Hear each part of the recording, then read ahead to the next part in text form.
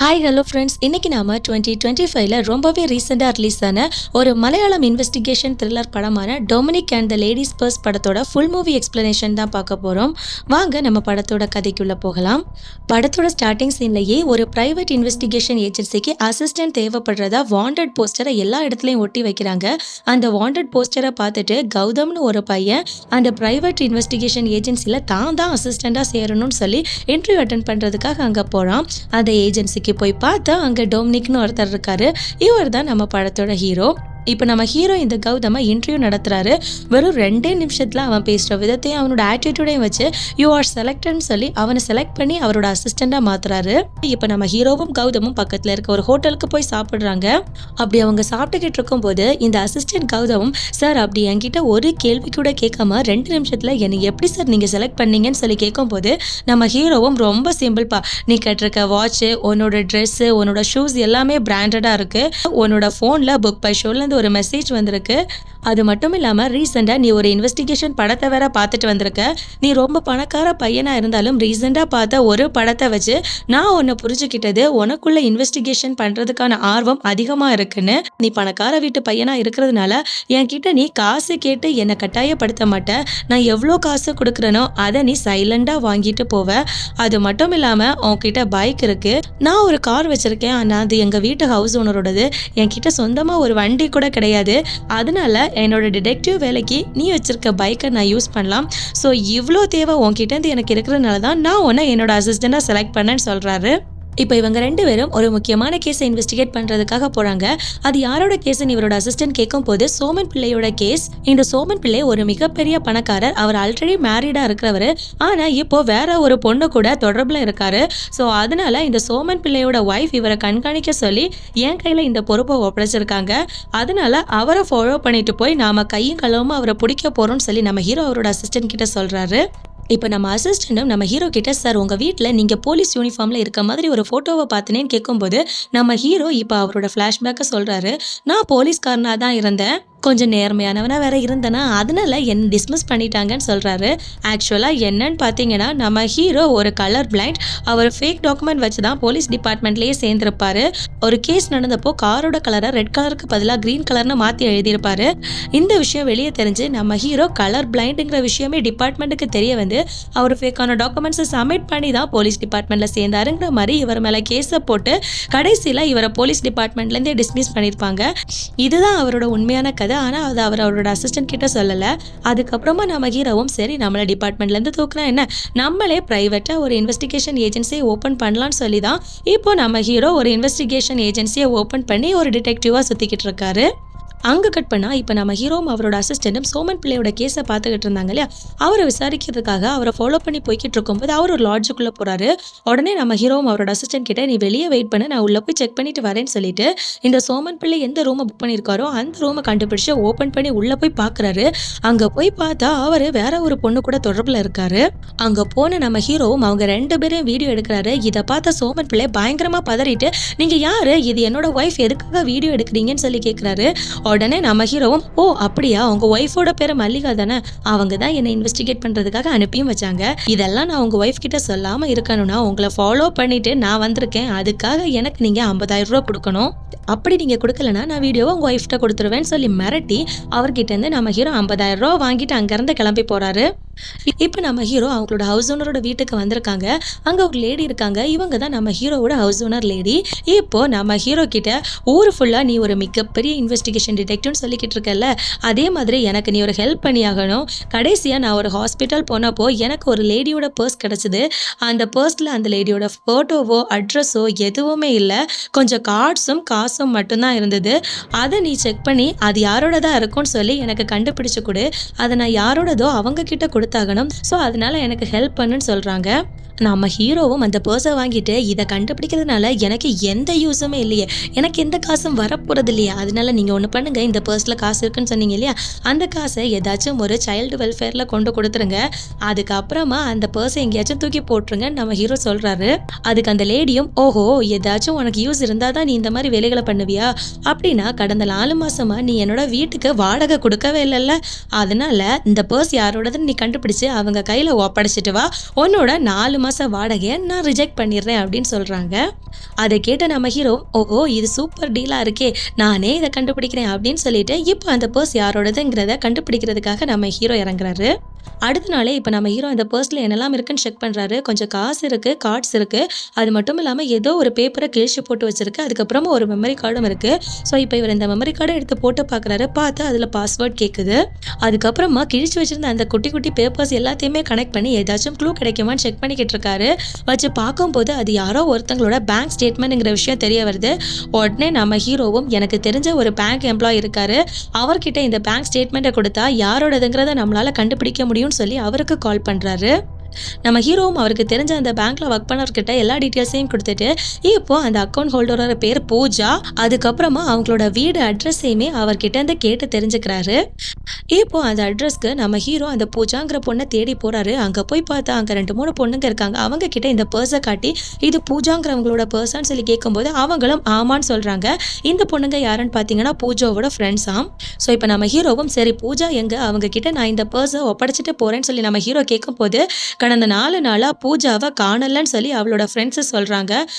என்னாச்சு, எதனால காணாமல் போனாங்கன்னு சொல்லி பூஜாவை பற்றி நம்ம ஹீரோ மேலே விசாரிக்கும் போது இந்த பூஜாவோட ஃப்ரெண்ட்ஸ் என்ன சொல்கிறாங்கன்னா 2 வருஷத்துக்கு முன்னாடி பூஜா கார்த்திக்னு ஒரு பையன் கூட ரொம்ப க்ளோஸ் ரிலேஷன்ஷிப்பில் இருந்தா. அதுக்கப்புறம் என்னாச்சுன்னு தெரியல, அவங்க 2 பேரும் பிரேக்கப் பண்ணிட்டாங்க. அதுக்கப்புறமா 4 நாள் முன்னாடி அவனை பார்க்க போகிறதா எங்ககிட்ட சொல்லிட்டு அவள் போனான். அதுக்கப்புறம் தான் அவளை காணவே இல்லை. ஆனால் அவள் எங்கே போனான்னு எங்களுக்கு தெரியல, அவளை ரீச் பண்ணவும் முடியல அப்படின்னு சொல்கிறாங்க. அதுக்கப்புறமா நம்ம ஹீரோவும் சரி இதை தவிர அவளுக்கு வேறு ஏதாச்சும் பிரச்சனை இருந்துச்சான்னு சொல்லி கேட்கும்போது லோக்கல்ல ஆல்பின் ஒரு பையன் டெய்லி பூஜாவை தொந்தரவு பண்ணிக்கிட்டே இருந்தான். பூஜாவும் அவனை எவ்வளவோ அவாய்ட் பண்ணா. ஆனா அவன் சரியான ஒரு ரவுடி பையன், நீ என்னோட லவ்க்கு ஓகே சொல்லனா நான் அவனை கொலை பண்ணுவேன்னு சொல்லி மிரட்டி இருக்கான். அந்த பையனை பூஜாவை ரொம்ப நாளாக டார்ச்சர் பண்ணிட்டு இருந்தாங்கிற விஷயமும் இவங்க சொல்கிறாங்க. ஸோ இப்போ நம்ம ஹீரோ இந்த டீட்டெயில்ஸ் எல்லாத்தையுமே தெரிஞ்சுக்கிட்டு நேராக அந்த ஹவுஸ் ஓனர் லேடி கிட்ட வந்து கேஸை க்ளோஸ் பண்ணிட்டேன், பர்ஸோட ஓனர் யாருங்கிறத கண்டுபிடிச்சாச்சு, அந்த பொண்ணோட பேர் பூஜா, ஆனால் அந்த பொண்ணு இப்போ காணாமல் போயிட்டா அப்படின்னு சொல்கிறாரு. அந்த நேரத்தில் அந்த ஹவுஸ் ஓனர் லேடி நம்ம ஹீரோ கிட்ட வந்து காணாமல் போன பூஜாங்கிற பொண்ணை நீங்கள் தான் தேடி கண்டுபிடிக்கணும்னு சொல்கிறாங்க. ஸோ இப்போ நம்ம ஹீரோ திரும்பவும் இந்த கேஸை நான் பண்ணுறதுனால எனக்கு எந்த யூஸும் இல்லையே அப்படின்னு சொல்கிறாங்க. அதுக்கு அந்த லேடியும் போன வாரம் என்னோட காரை எடுத்துட்டு போய் ஒரு மரத்தில் இடிச்சு முன்னாடி கார் டேமேஜ் ஆச்சு பார்த்தியா, அதுக்கு 40,000 ரூபா நான் செலவு பண்ணேன், இந்த கேஸை நீ இன்வெஸ்டிகேட் பண்ணுனா நீ அந்த காசு எனக்கு தர வேணான்னு சொல்கிறாங்க. ஸோ அதனால நம்ம ஹீரோவும் இந்த கேஸ்க்கு ஓகேன்னு சொல்லி அந்த பர்ஸ்க்கு ஓனரான அந்த பூஜாங்கிற பொண்ணை கண்டுபிடிக்கிறதுக்காக களத்தில் இறங்குறாரு. இப்போ நம்ம ஹீரோ இந்த பூஜாவோட ஃப்ரெண்ட்ஸு ஆல்பின் ஒரு பையன் பூஜாவை டார்ச்சர் பண்ணதா சொல்லியிருப்பாங்க இல்லையா, அந்த பையனை விசாரிக்கிறதுக்காக அவனோட வீட்டுக்கு போகிறாங்க. அங்கே போனால் அவனோட அம்மா அவனை பயங்கரமாக திட்டுறாங்க. அவன் ஒரு ரவுடி பையன், பொறுக்கி பையன், அவன் இப்படி தான் எங்கேயாச்சும் சுற்றிக்கிட்டு இருப்பான், 4 நாள் அவனை காணவே இல்லை, அந்த ரோட்டு சைடில் கடையிலலாம் அவனோட ஃப்ரெண்ட்ஸ் இருப்பாங்க, அவங்கள போய் விசாரிக்கிற சார் அப்படின்னு சொல்லி அனுப்பி விட்றாங்க. ஸோ அதனால் இப்போ நம்ம ஹீரோவும் அவரோட அசிஸ்டண்ட்டும் ரோட்டு கடையில் அவனோட ஃப்ரெண்ட்ஸ் கிட்ட எல்லாம் இந்த ஆல்பிங்கிற பையனோட ஃபோட்டோவை காட்டி இவன் எங்கன்னு சொல்லி விசாரிக்கிறாங்க.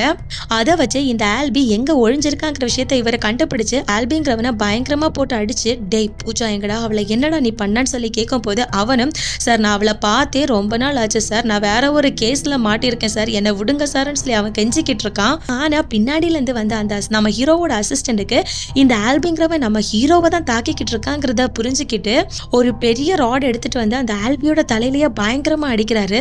இதனால அந்த ஆல்பி அங்கே மயங்கி விழுறான். நம்ம ஹீரோவும் இவனை எதுக்காகடா நீ அடிச்சேன்னு சொல்லி கேட்கும்போது இல்லை சார் அவன் உங்களை பிடிச்சிருந்தானா உங்களை அவன் டார்கெட் பண்ணுறான் போலன்னு சொல்லிட்டு உங்கள் உயிரை காப்பாற்றுறதுக்காக தான் நான் அவனை அடித்தேன்னு சொல்கிறாரு.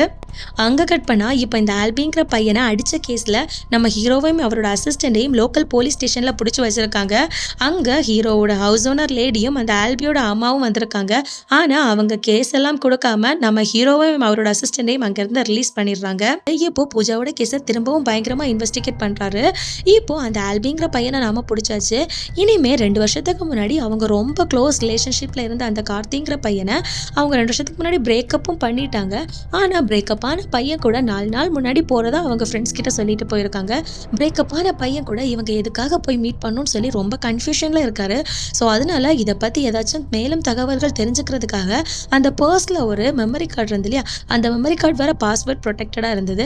எப்படியாச்சும் இந்த பாஸ்வேர்டு நம்ம போட்டு மெமரி கார்டை ஓப்பன் பண்ணி பார்த்தா ஏதாச்சும் கொஞ்சம் தகவல்கள் கிடைக்கும்னு சொல்லி சும்மா ரேண்டமாக ஏதாச்சும் கொஞ்சம் பாஸ்வேர்ட் போட்டு செக் பண்ணி பார்த்துக்கிட்டு இருக்காரு. அவர் கெஸ்ஸிங்கில் நிறைய பாஸ்வேர்ட் போட்டு பார்க்குறாரு. ஆனால் பாஸ்வேர்ட் இன்கரெக்ட்னே காட்டுது. இப்போ அந்த இடத்துக்கு ஹவுஸ் ஓனர் லேடி வராங்க. வராங்க. அவங்களும் நான் ட்ரை பண்ணி பார்க்குறேன்னு சொல்லிட்டு அவங்க இப்போ ரேண்டமாக கொஞ்சம் பாஸ்வேர்ட் போடுறாங்க. அப்படி அவங்க 2-3 அட்டம் பண்ணதுலேயே அந்த பாஸ்வேர்டை கண்டுபிடிச்சிட்டாங்க. இப்போ அந்த மெமரி கார்டை செக் பண்ணி பார்க்குறாங்க. பார்த்தா அதில் ஃபுல்லாகவே பூஜாவோட சிங்கிள் ஃபோட்டோஸ் மட்டும்தான் இருக்குது. அதுக்கப்புறமா அந்த பூஜா செல்ஃபியாக எடுத்த ஒரு வீடியோவும் இருக்குது.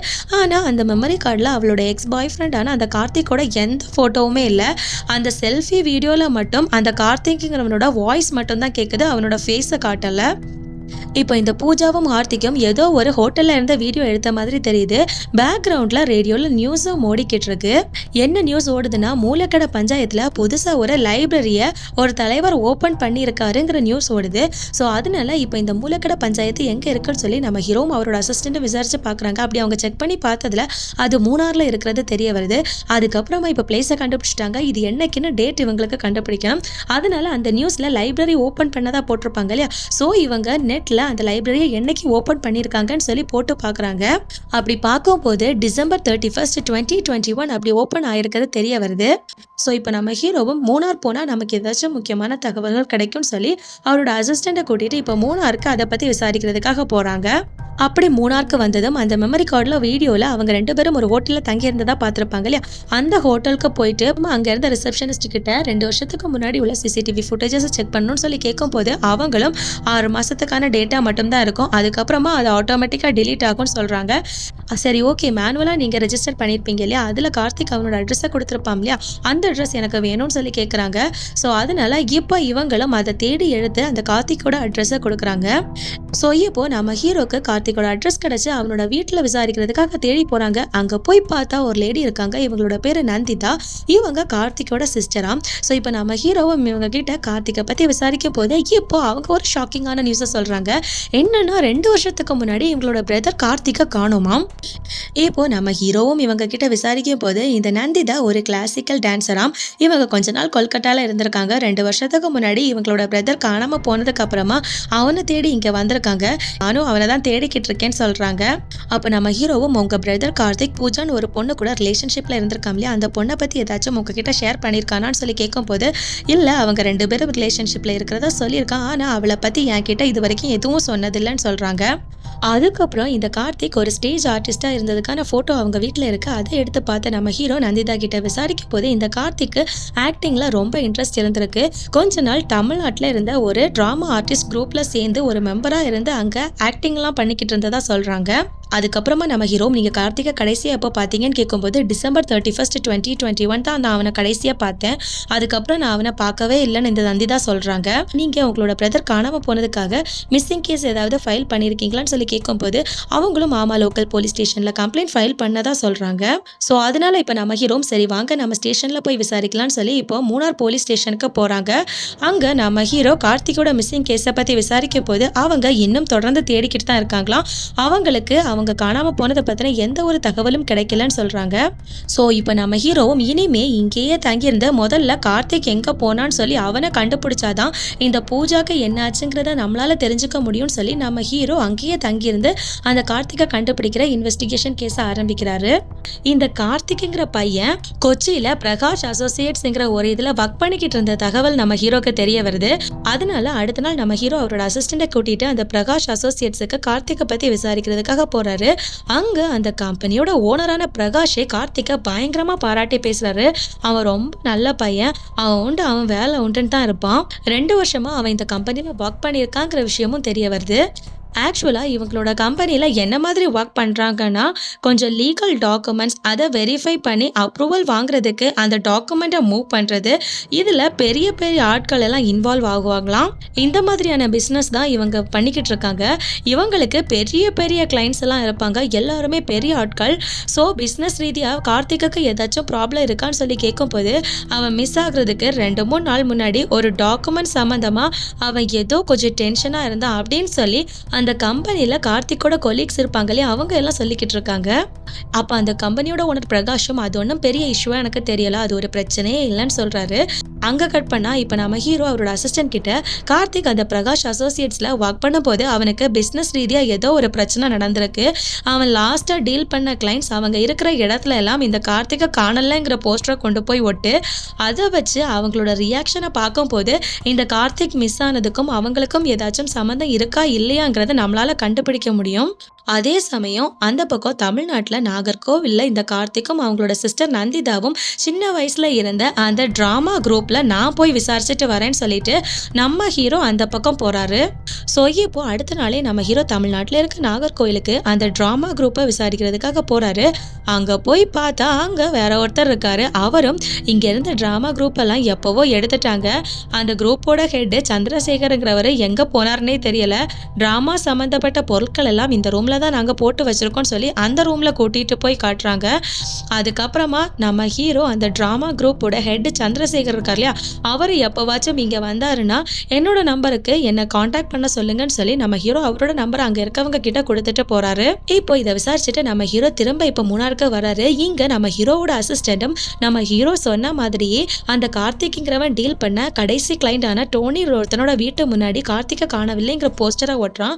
இதை பார்த்த அந்த கிளைண்ட் டோனி ஒரு விதமா டென்ஷன் ஆகுறான். இதை பார்த்ததும் நம்ம ஹீரோ புரிஞ்சுக்கிறாரு இந்த கார்த்திகோட மிஸ்ஸிங்க்கும் இந்த டோனிக்கும் ஏதோ சம்பந்தம் இருக்குன்னு. ஸோ அதனால இப்போ நம்ம ஹீரோவும் அவரோட அசிஸ்டன்டும் இந்த டோனிங்கிறவனை ஃபாலோ பண்ண ஸ்டார்ட் பண்றாங்க. ஆக்சுவலா இந்த டோனிங்கிறவன் ஒரு மிகப்பெரிய தொழில் அதிபரா இருப்பான். அதுக்கப்புறமா அந்த கிளைண்ட் டோனி நம்ம ஹீரோக்கு கால் பண்ணி, இதோ பாரு, இந்த கார்த்திக் மிஸ்ஸிங் கேஸ்ல உனக்கும் கார்த்திக்கும் எந்த ஒரு சம்பந்தமும் இல்லை, தேவையில்லாம இந்த கேஸுக்குள்ள நீ உள்ள வந்து கார்த்திக் மாதிரி நீயும் மிஸ் ஆகாதன்னு சொல்றாரு. இவன் மிரட்டுறத வச்சே நம்ம ஹீரோக்கு புரிஞ்சிருச்சு இந்த டோனி தான் கார்த்திக் காணாம போனதுக்கு ஏதோ ஒரு காரணமா இருக்கான் அப்படின்னு சொல்லிட்டு இந்த டோனியை பத்தி மேலும் தெரிஞ்சுக்கிறதுக்காக அந்த பிரகாஷ் அசோசியேட்ஸ்ங்கிற ஆஃபீஸ்க்கு போறாங்க. அங்க போய் பார்த்தா அங்க நிறைய போட்டோஸ் இருக்கு. அதை வச்சு பார்க்கும்போது நம்ம ஹீரோக்கு இன்னும் ஒரு க்ளூ கிடைக்குது. அது என்னன்னு பார்த்தீங்கன்னா, அந்த கம்பெனியோட ஓனர் பிரகாஷ்ங்கிறவர் ஒரு அவார்டு வாங்குற மாதிரியான ஒரு ஃபோட்டோவை அந்த கம்பெனியில் ஒட்டியிருக்காங்க. அந்த ஃபோட்டோவில் அந்த பிரகாஷ்ங்கிறவரோட நெத்தியில் எந்த அடிப்பட்டதுக்கான தழும்பும் கிடையாது, எந்த அடியும் கிடையாது. ஆனால் ஜனவரி 1ஆம் தேதி இந்த பிரகாஷ்ங்கிறவர் எடுத்த ஃபோட்டோவில் அவரோட நெத்தியில் அடிப்பட்ட மாதிரி அதில் ஒரு பிளாஸ்டர் ஒட்டு போட்டிருக்கு. ஸோ டிசம்பர் 31ஆம் தேதி அவர் அவார்டு வாங்கின ஃபோட்டோவில் எந்த தழும்பும் அவருக்கு இல்லை.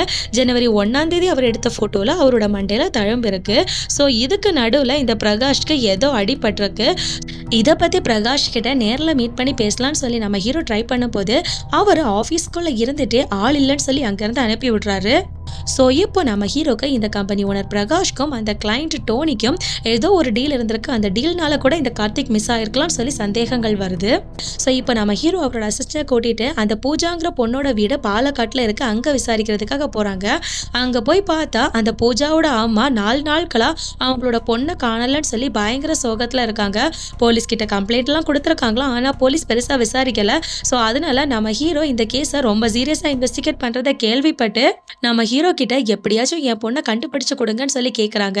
நீங்க கடைசியா உங்க பொண்ணு கிட்ட எப்ப பேசுனீங்க நம்ம ஹீரோ கேட்கும் போது 4 நாள் முன்னாடி, அதாவது ஜனவரி 10ஆம் தேதி அவ மிஸ் ஆன அன்னைக்கு தான் நான் அவகிட்ட கடைசியா பேசினேன்.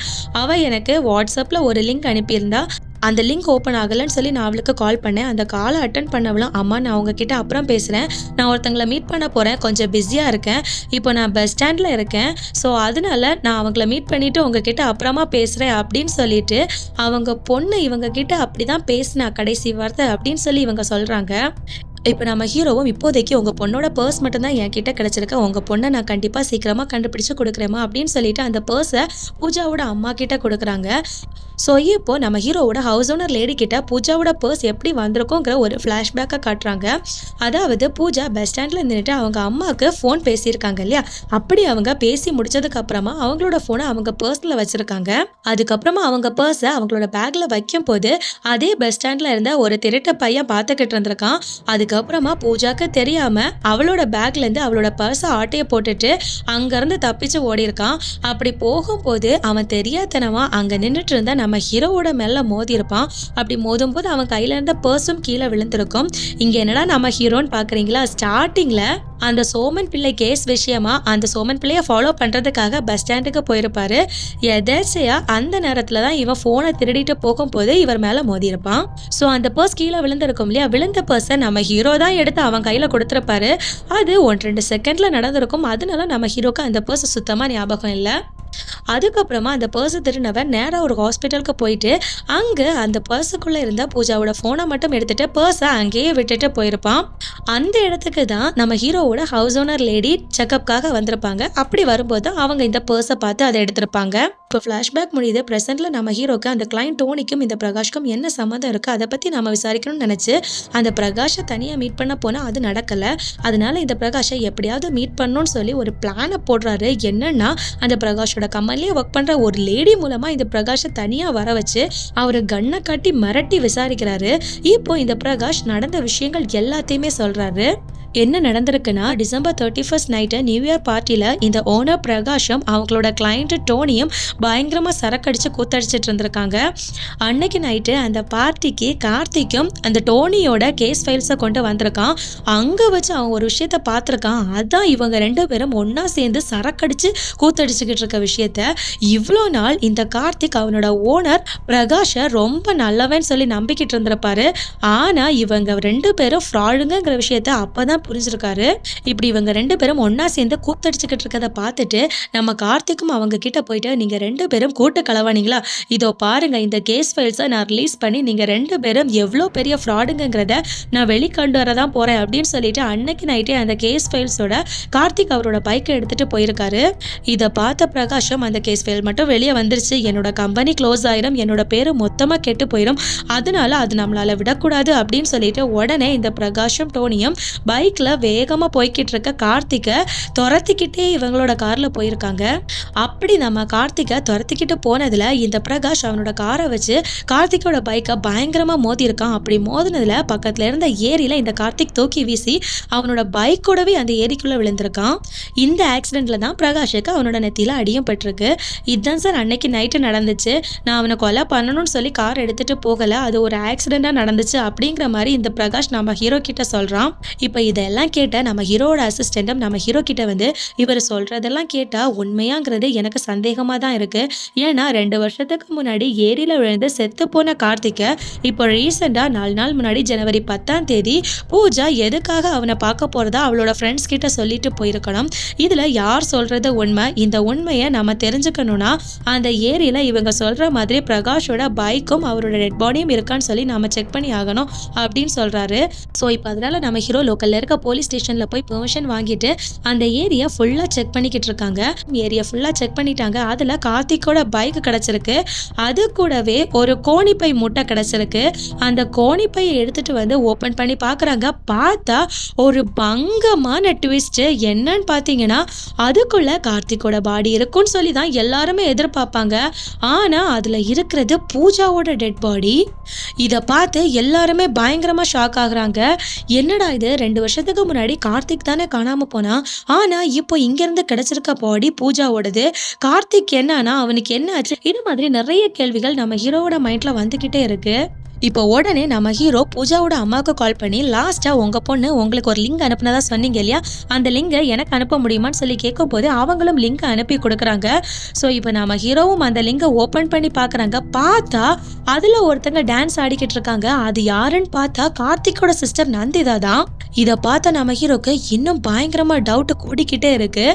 ஸோ உடனே இப்போ நம்ம ஹீரோ அந்த நந்திதாவை தேடி அவளோட வீட்டுக்கு போகிறாங்க. நம்ம ஹீரோவோட அசிஸ்டண்ட்டும் நம்ம எதுக்காக சார் இப்போ இங்கே வந்திருக்கோம்னு சொல்லி கேட்கும் போது நம்ம ஹீரோவும் கடைசியாக பூஜா கார்த்திகை பார்க்க வரல, கார்த்திகோட சிஸ்டர் நந்திதாவை பார்க்க தான் வந்திருக்கா, அதுக்கப்புறம் தான் பூஜாக்கு ஏதோ நடந்திருக்கு, அதை பற்றி விசாரிக்கிறதுக்காக தான் நந்திதாவை பார்க்க நாங்கள் வந்திருக்கோம் அப்படின்னு சொல்கிறாரு. அப்படி நம்ம ஹீரோ போகும்போது அந்த வீட்டில் வேலை பார்த்துக்கிட்டு இருக்க வேலைக்காரன் அங்கே கிராஸ் ஆகுறான்.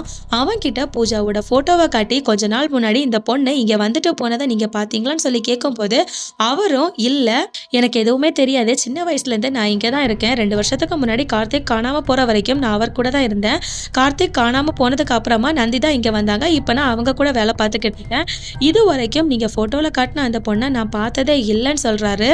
ஸோ இப்போ நம்ம ஹீரோவும் நேரா வீட்டுக்குள்ள போய் நந்திதாவை மீட் பண்ணி ஏரியில கார்த்திக்கோட பாடி கிடைக்கலன்னு சொல்றாங்க. இதை கேட்டதும் நந்திதா பயங்கரமா சந்தோஷப்படுறாங்க. உண்மையாவ சொல்றீங்க? அப்ப கார்த்திக் எங்கேயோ ஏதோ ஒரு இடத்துல உயிரோட வச்சு இருப்பான் இல்லையா, எனக்கு அது போதும் அப்படின்னு சொல்றா. அது மட்டும் இல்லாம இன்னைக்கு அவனோட பர்த்டே, உள்ள வாங்க நான் உங்களுக்கு ஒரு பாயசம் தரேன் அப்படிங்கிற மாதிரி வீட்டுக்குள்ள கூட்டிட்டு போய் இப்போ இந்த கேஸை இன்வெஸ்டிகேட் பண்ணிக்கிட்டு இருக்க நம்ம ஹீரோவையும் கொலை பண்றதுக்காக நம்ம ஹீரோக்கு பாய்சன் கலந்த பாயாசத்தை எடுத்துட்டு வராங்க. ஆனா நம்ம ஹீரோ அந்த பாயசத்தை குடிக்க போறாரு. ஆனா அதுக்குள்ள அவருக்கு என்ன தோணுதுன்னு தெரியல. அந்த பாயசத்தை அப்படியே கீழே வச்சுட்டு அதுக்கு முன்னாடி உங்ககிட்ட நான் சில கேள்விகள் கேட்கணும்னு சொல்லி இந்த நந்திதா கிட்ட உங்களுக்கு 15 வயசு இருக்கிற வரைக்கும் தான் நீங்க எங்க இருந்தீங்க, என்ன பண்ணீங்கன்னு சொல்லி ரெக்கார்ட்ஸ் இருக்கு. ஆனா அதுக்கப்புறம் நீங்க எங்க போனீங்க, என்ன பண்ணீங்க அப்படின்னு சொல்லி யாருக்குமே தெரியலன்னு சொல்றாரு. சரி சொல்லுங்க, உங்களோட 15 வயசுக்கு அப்புறம் நீங்க என்ன பண்ணீங்கன்னு சொல்லி விசாரிக்கிறாரு. ஆக்சுவலா இந்த நந்திதாக்கு 15 வயசுல அவங்களுக்கு ஹார்ட்ல கோளாறுன்னு சொல்லி ஹார்ட் ஆப்ரேஷன் பண்ணி அது சரியானதுக்கு அப்புறமா தமிழ்நாட்டில் நாகர்கோயிலில் இருக்க அந்த சந்திரசேகரங்கிறவரோட ட்ராமா குரூப்ல தான் இவரும் இவரோட பிரதர் அந்த கார்த்திக்கும் ட்ராமா குரூப்ல சேர்ந்து இருந்திருக்காங்க. அதுக்கப்புறமா கிளாசிக்கல் டான்ஸ் கத்துக்கிறதுக்காக கொல்கத்தா போயிருக்காங்க. கொல்கத்தால 3 வருஷம் இருந்திருக்காங்க. அதுக்கப்புறம் கார்த்திக் மிஸ் ஆயிட்டான்னு சொல்லி கேள்விப்பட்டதுக்கு அப்புறமா இங்க வந்து 2 வருஷமா இருக்கேன்னு சொல்றாங்க. இப்ப நம்ம ஹீரோவும் சரி ஓகே, கார்த்திக்கோட கேர்ள் ஃப்ரெண்ட் பூஜாவா உங்களுக்கு தெரியுமா? பூஜா உங்களை தான் பார்க்க வந்திருக்கா. 4 நாள் முன்னாடி இங்கே தான் உங்களை வந்து பார்த்து உங்களோட டான்ஸ் வீடியோ எடுத்து அவங்களோட அம்மாவுக்கு அனுப்பியிருக்கா. ஆனா ஃபர்ஸ்ட் டைம் நான் உங்ககிட்ட விசாரிக்கும் போது பூஜா யாருன்னு எனக்கு தெரியாது, அவளை நான் பார்த்ததே இல்லையேன்னு சொன்னீங்க அப்படின்னு சொல்லி நம்ம ஹீரோ கேட்கும் போது இந்த நந்திதாவும் இப்பவும் சொல்றேன், அந்த பூஜாவை நான் பார்த்ததில்ல. என்னோட பிரதர் கார்த்திக் பூஜாவை பத்தி சொன்னதுதான் நான் கேள்விப்பட்டிருக்கேனே தவிர அவங்கள நான் நேரில் பார்த்ததே இல்லை அப்படின்னு சொல்றாங்க. அப்ப நம்ம ஹீரோவும் அப்போ எப்படி உங்களோட டான்ஸ் வீடியோ அவங்களோட கையில கிடைச்சிருக்கும்னு கேட்கும் போது நான் எங்கேயாச்சும் ஆடும் போது அவங்க அந்த வீடியோ எடுத்து அவங்களோட அம்மாவுக்கு அனுப்பியிருக்கலாம்னு சொல்றாங்க. இப்போ நம்ம ஹீரோவும் ஏரியில கார்த்திகோட டெட் பாடி தான் கிடைக்கலையே தவிர உள்ளேருந்து எங்களுக்கு வேற ஒரு டெட் பாடி கிடைச்சது, அதுவும் பூஜாவோடது. அது ஆக்சிடென்ட்லாம் கிடையாது, யாரோ திட்டமிட்டு கொலை பண்ணி தான் அங்கே கொண்டு போட்டிருக்காங்க. லாஸ்ட்டாக அவள் இங்கே தான் வந்திருக்கா அப்படின்னு சொல்லி இவ்வளோ சந்தேகப்படுற மாதிரியே நம்ம ஹீரோ பேசிக்கிட்டு இருக்கும்போது இந்த நந்திதாவும் என்னது அப்போ நீங்கள் என்ன சந்தேகப்பட்டு தான் இந்த மாதிரி கேள்விகள் எல்லாம் கேட்குறீங்களா? நான் எதுக்குங்க பூஜாவை கொல்லணும்? எனக்கும் பூஜாக்கும் என்ன சம்மந்தம் இருக்குது? நானே என்னோட பிரதரை காணும்னு சொல்லி ரொம்ப கவலையில் இருக்கேன். நீங்கள் என்னடானா இந்த மாதிரி வந்து பேசிக்கிட்டு இருக்கீங்க அப்படின்னு சொல்லி கொஞ்சம் எமோஷ்னலாக பேசுகிறாங்க. அதே சமயம் நாகர்கோயிலில் இவங்களோட ட்ராமா டீமுக்கு ஹெட்டாக சந்திரசேகர் ஒருத்தர் இருந்திருப்பாரு. அவர் கூட காணாமல் போயிருப்பாரு. எப்போவாச்சும் தான் வந்துட்டு போவார்னு அங்கே இருக்கவர் சொல்லியிருப்பாரு.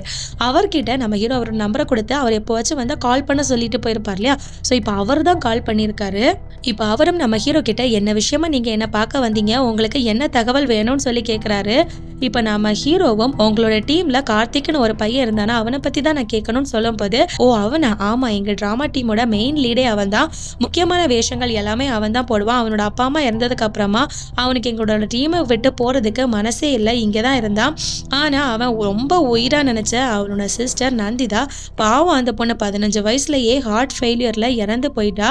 நந்திதா இறந்து போனதுக்கு அப்புறமா கார்த்திக் பழைய மாதிரியே இல்லை, அவன் ஆளே மாறிட்டான்.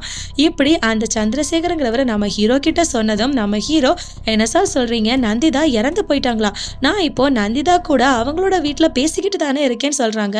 அதுக்கு அந்த சந்திரசேகரங்கிறவரும் நீங்கள் சொல்கிறதெல்லாம் என்னால் நம்பவே முடியாது, அதுக்கு சாத்தியமே இல்லை, ஏன்னா அவளோட 15 வயசுலேயே அந்த பொண்ணு இறந்து போயிட்டா, அவளை அடக்கம் பண்ணதே நான் தான் அப்படின்னு சொல்கிறாரு. அவள் இறந்ததை அவனால் ஏற்றுக்கவே முடியலை. அது மட்டும் இல்லாமல் அவனுக்குள்ள ஒரு பெண்மைத்தன்மை இருந்தது, எங்களோட ட்ராமாவில் நடக்கிற முக்கியமான பெண் வேடங்கள் எல்லாமே அவன் தான் போடுவான் அப்படிங்கிற மாதிரியெல்லாம் இந்த சந்திரசேகரங்கிறவர் சொல்ல சொல்ல இங்கே பங்கமான ஒரு ட்விஸ்ட் ரிவீல் ஆகுது. என்னன்னு பார்த்தீங்கன்னா நந்திதா எப்போவோ இறந்து போயிட்டாங்க. தன்னோட தங்கச்சி இறந்து போனதை ஏற்றுக்க முடியாத நிலைமையில இருந்த கார்த்திக் தனக்குள்ள தான் தங்களோட தங்கச்சி இருக்காங்கன்னு நினச்சிக்கிட்டு தன்னையே நந்திதாவா மாற்றிக்கிட்டான். அது மட்டும் இல்லாமல் அவன் ட்ராமா டீமில் இருக்கும்போது அவனுக்குள்ள ஒரு பெண்மை வந்திருக்கு, அவன் பெண் வேட கேரக்டர் எல்லாமே போட்டிருக்கான்.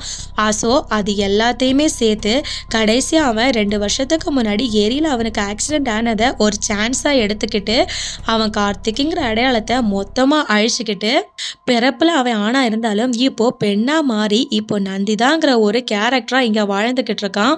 இந்த ட்விஸ்ட் எல்லாமே இப்பதான் ரிவீல் ஆகுது. இது எல்லாமே அந்த சந்திரசேகருங்கிறவர் மூலமா தான் நம்ம ஹீரோக்கே தெரிய வருது. இப்ப நம்ம ஹீரோவும் நந்திதாங்கிற கார்த்திக் கிட்ட போயிட்டு எல்லாமே சரிதான், ஆனா உன்னை தேடி வந்த பூஜாவை எதுக்கு நீ கொலை பண்ணன்னு சொல்லி கேக்குறாங்க. ஆக்சுவலா பூஜாக்கு இங்க நந்திதாவா இருக்கிறது கார்த்திக் தாங்கிறது தெரிஞ்சு நீ கார்த்திக் தானே உண்மையை சொல்லுன்னு சொல்லி அதை கேட்கறதுக்கு தான் வந்திருப்பாங்க. இங்க நந்திதாவா மாறி இருக்கிற கார்த்திக்கு அது பிடிக்கல. என்ன அவ திரும்ப திரும்ப கார்த்திக் கார்த்திக்னு சொல்லி அவ கூப்பிட்டுட்டு இருந்தா, எனக்கு அது சுத்தமா பிடிக்கலன்னு சொல்லிட்டு பிடிச்சி அவளை தள்ளி விட்டுருக்கா. அப்படி தள்ளி விட்டதுல பூஜா அந்த இடத்துலயே இறந்து போயிருக்காங்க. ஸோ பூஜா இறந்து போனதுக்கு அப்புறமா அவங்களோட டெட் பாடியை வீட்டில் இருக்கிற வேலைக்காரரை துணைக்கி கூட்டிட்டு தான் அந்த டெட் பாடியை ஒரு மூட்டையில கட்டி ஏரியில போட்டிருக்காங்க. இப்ப நம்ம ஹீரோ இதோ பாரு கார்த்திக், நந்திதா அவளோட 15 வயசுல இறந்து போயிட்டா அவ்வளவுதான் சொன்னதும் இதை கேட்டு கடுப்பான இப்ப நந்திதாவா இருக்கிற கார்த்திக் நம்ம ஹீரோவை போட்டு பயங்கரமா அடிக்கிறா. இதனால இவங்க 2 பேருக்கு பயங்கரமா சண்டை நடக்குது. எல்லா உண்மையும் தெரிஞ்ச நீ இனிமே உயிரோட இருக்கக்கூடாதுன்னு சொல்லிட்டு நம்ம ஹீரோவை கொல்றதுக்காக ஒரு அரிவாள் எடுத்து சரம் மாதிரியா குத்துறாங்க. முடிஞ்ச அளவுக்கு நம்ம ஹீரோவும் அவரை சேஃப் பண்ணிக்கிட்டு இருக்காரு. இப்படியே சண்டை போய்கிட்டு இருக்கும் போது வெளியில நம்ம ஹீரோவோட அசிஸ்டன்ட் ரொம்ப நேரமா வெயிட் பண்ணிக்கிட்டு இருக்காரு. என்னடா இது, ரொம்ப நேரமா அவரை காணலையேன்னு சொல்லி அவரை பாக்குறதுக்காக வீட்டுக்குள்ள போறாரு. உள்ள வந்து பார்த்தா இந்த நந்திதாவும் அந்த வீட்டுல வேலை பார்க்குற வேலைக்காரன் மாறி மாறி நம்ம ஹீரோவை பயங்கரமா குத்திக்கிட்டு இருக்காங்க. இதை பார்த்து அசிஸ்டன்ட் நம்ம ஹீரோவை காப்பாத்துறதுக்காக நந்திதாவும் அந்த வேலைக்காரன் முன்னாடி கண் எடுத்து நீட்டுறாரு. ஸோ அதனால பயந்து போன அவங்க 2 பேரும் அங்கிருந்து தப்பிச்சு ஓடி போறாங்க. இங்க கத்தி குத்து வாங்கியிருந்த நம்ம ஹீரோவும் அவரோட அசிஸ்டண்ட்டை பார்த்து, நல்ல வேளை நீ உள்ள வந்த, இல்லைன்னா என்ன இந்நேரம் அவங்க கொலையே பண்ணியிருப்பாங்க. அது மட்டும் இல்லாம உன்னோட கையில ஒரு கன் இருக்குல்ல, அது ஒரிஜினல் கன்னே கிடையாது, அது டம்மி. இந்த டம்மி கன்னை வச்சுட்டு தான் நம்ம ஹீரோ இவ்வளோ நாள் எல்லாரையுமே மிரட்டிட்டு இருந்திருக்காரு. இப்போவும் அந்த டம்மி கன்னை பார்த்து தான் அந்த 2 பேரும் அங்கேருந்து பயந்து தப்பிச்சு ஓடி இருக்காங்க. கடைசியாக நம்ம ஹீரோ இந்த கேஸை சால்வ் பண்ணிட்டாரு. கடைசியாக நம்ம ஹீரோவும் வாங்கின கத்தி குத்துலேருந்து எல்லாம் குணமாயிட்டு வந்து நந்திதா வாழ்ந்துட்டு இருந்த வீட்டை முன்னாடி நின்று, இங்கே தான் நந்திதா வாழ்ந்துட்டு இருந்த வீடு, இங்கே தான் அந்த கிரைம் நடந்துச்சுங்கிற மாதிரி ஒரு யூடியூப் வீடியோ ஒன்று எடுத்துகிட்டு இருக்க மாதிரி காட்டி இந்த படத்தை அதோட முடிக்கிறாங்க. இந்த படம் எப்படி இருந்துச்சுன்னா மறக்காமல் கமெண்ட் செக்ஷனில் கமெண்ட் பண்ணுங்கள். மேலும் வேற ஒரு இன்ட்ரெஸ்டிங்கான மூவியில் உங்களை சந்திக்கிறேன். தேங்க்யூ, பாய்.